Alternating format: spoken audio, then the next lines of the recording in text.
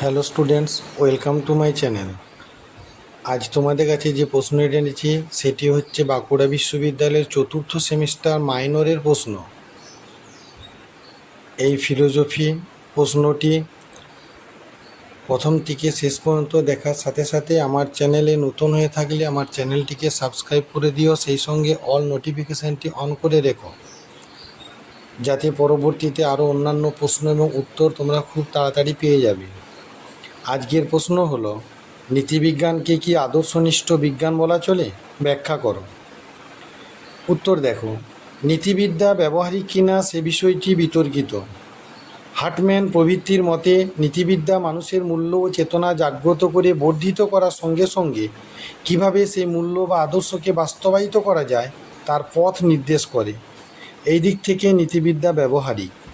কিন্তু Moorhead, Mackenzie প্রভৃতিরা নীতিবিদ্যাকে ব্যবহারিক বিদ্যা বলতে রাজি নয়, কেননা নীতিবিদ্যায় নৈতিক আদর্শ কীভাবে জীবনে প্রয়োগ করা হবে তার বিবরণ পাওয়া যায় না। পরে পেরা, তবে একথা সত্য যে কারিগরি বিদ্যা যে অর্থে ব্যবহারিক বিজ্ঞান সে অর্থে নীতিবিদ্যা নয়।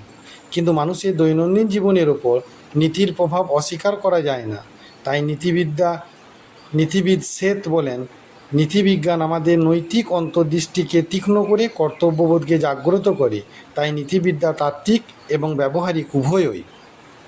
পরের প্যারা, পাশ্চাত্য নীতিশাস্ত্রে যেসব আদর্শমূলক অবধারণের পরিচয় পায় সেগুলি নৈতিক নয়, ঠিকই, অথচ অভিজ্ঞতার ক্ষেত্রে প্রয়োজনীয় অধিকাংশ মূল্যায়নে ভালো এই বিশেষণে বিশেষিত করা যায়। সেক্ষেত্রে ভালো শব্দের কতকগুলি অর্থ বা ব্যবহার রয়েছে, সেগুলি সম্বন্ধে স্পষ্ট ধারণা থাকা প্রয়োজন। যেমন নৈতিক মূল্য ভালো, অর্থাৎ যে সমস্ত বস্তুকে নৈতিক কারণে ভালো বলা হয় তখন তা সেই অর্থে প্রকাশ পায়। আবার যখন উপযোগিতায় অর্থে ভালোকে কাজে লাগানো যায় তখন কোনো বস্তুকে সেই অর্থে উপযোগী করে ভালো বলা যেতে পারে।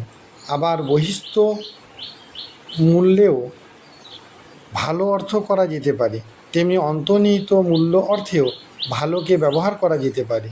কোনো বস্তু বা ব্যক্তির নিজস্ব গুণের জন্য তাকে স্বগত মূল্যেও ভালো বলা যেতে পারে, আবার দানগত অর্থেও ভালো বলা যেতে পারে। তেমনি পরিমাণগত মূল্যের দিক থেকেও ভালোকে ভালো বলা যেতে পারে।